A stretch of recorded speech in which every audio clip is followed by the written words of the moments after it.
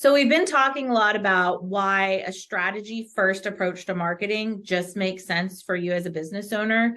And of course, we don't want to leave out revenue. We know, we're all here to make money. There's other goals too, but absolutely profit is a part of that.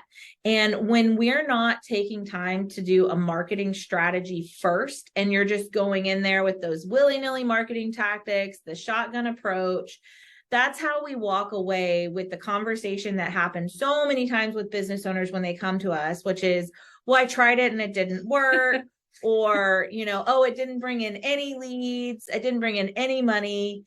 It's like, okay, but we didn't take that strategy first approach. And the opportunity that you have when you're looking at your marketing from a holistic, stepping back, looking at the next 12 months, looking at your goals, allows you to really identify what are the revenue streams that have the highest opportunity when it comes to marketing.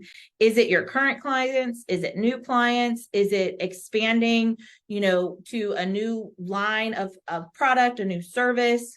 Where are you devoting time that you shouldn't be? Is there, I think that's probably one of the most common. Yeah. You're putting all of this money into XYZ product or service. And then when we get down to it and we're looking at your numbers and the data that matters to you, because looking at your data internally is a part of developing the right strategy, you identify that, okay, well, we're tossing 80% of our marketing budget into this product line or service line that has the smallest margin and the smallest return. But this was our goal. This is what we wanted as the business owner.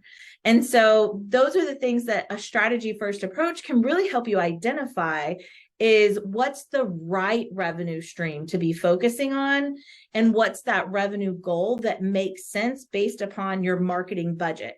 How many of you know the answer of how much is my marketing going to bring in based upon my marketing budget for this year?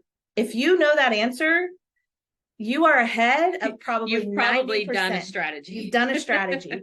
If you don't know that answer, then it's time for you to think about that strategy first approach, because you're leaving money on the table. Yep. And, another thing that we see related to revenue is that when you don't have a strategy in place first, you're doing these kind of one-off approaches. I laughed when Randy said that, you're going to think that things aren't working, because I don't know how many times we've had clients tell us, well, we ran an ad once and we didn't get anything from it, or we did one mailer and we didn't get anything from it. And it's because one-off standalone marketing tactics rarely do work on their own. They need to be layered together. You need to have multiple tactics working together to accomplish those goals. And a marketing strategy is exactly how you ensure that you're doing that. If you're just using one avenue to reach these prospects and you're only hitting them once with your message, then you're probably going to pay a lot of money to reach people that are never going to come back and buy from you. But if you have a strategy that's going to continue to touch them in multiple ways, across multiple avenues, then you're a lot more likely to get a positive return on that investment than when you're just doing these things one at a time.